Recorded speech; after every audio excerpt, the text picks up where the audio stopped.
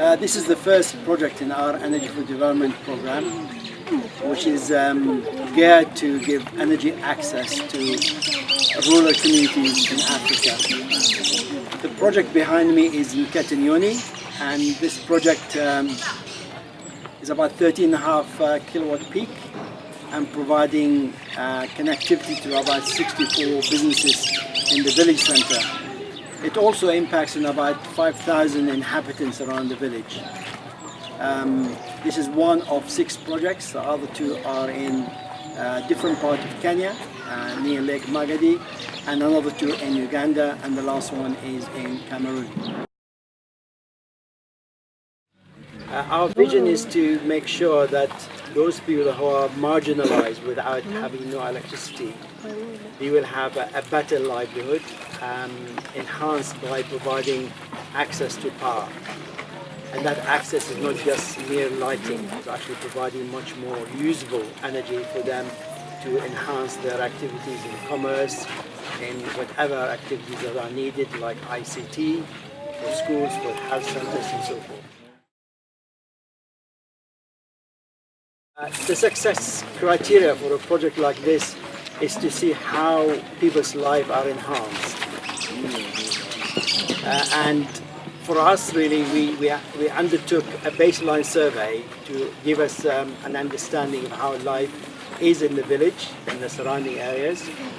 And then at the end of the 2-year period of the project, we took an end-line survey. And that end-line survey allows us to indicate what are the criteria for success. And these are related to the enhancement of commerce within the village. The village, when we came in here, was almost dying. Now there's a lot of activities, the village is booming. We also measured the effect on education, so we have an indication of how the schools did. We also have measures on the health of the society and so forth, and also the number of buildings that are started to open up and built within the village. So these are really success criteria that we're trying to assess it against.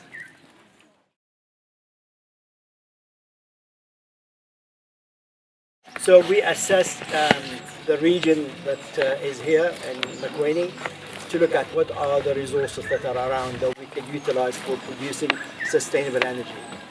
And the technology that we felt would be useful and appropriate for this region is solar energy.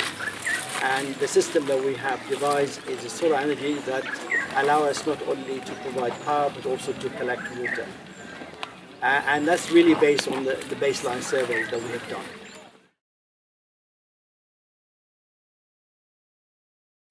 So when we plan to design the canopy, to design the solar system, we felt that a canopy type system will be very useful as it will provide shading. But then we realized after surveying this region that this is an arid region and there is a water shortage in here. So we have this large area that we could use to capture rainwater. And that's how we incorporated this to capture rainwater, and the community could sell that water for the businesses around here.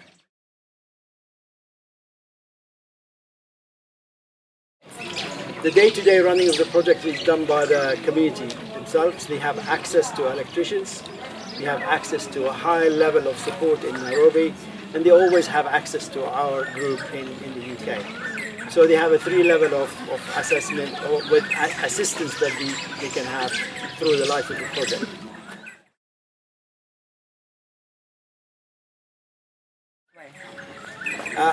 There are many benefits for this. The first one is a community ownership, and therefore they will look after it, and hence the project will be extremely sustainable.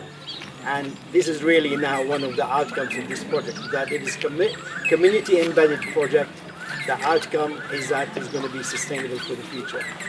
The other issue is that it takes away having to have diesel, for example, if it's a diesel generated project, so you don't have to rely on somebody else.